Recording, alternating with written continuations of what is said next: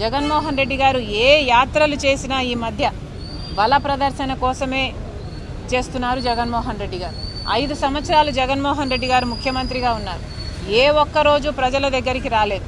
పూర్తి మద్యపాన నిషేధం అన్నారు. ఆ మద్యంలోనే పెద్ద కుంభకోణం చేశారు. 1 కాదు 2 కాదు, ప్రతి విషయంలోనూ ప్రజలకు మోసం చేశారు. ఇప్పుడు ఓడిపోయిన తర్వాత ఇప్పుడు ప్రజల మధ్యలోకి వస్తున్నారు. అంటే ఏమిటి అర్థం? వాళ్ళ ఉనికి కాపాడుకోవడం కోసం జనాల మధ్య మేము లేకపోతే ప్రజలు మమ్మల్ని మర్చిపోతారు అని జన సమీకరణ చేసి మరి బల ప్రదర్శన చేసుకునే కార్యక్రమంలో ఉన్నారు జగన్మోహన్ రెడ్డి గారు.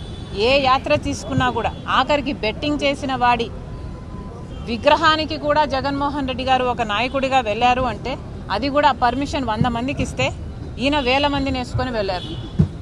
మరి ఎందుకు అనుమతించారు?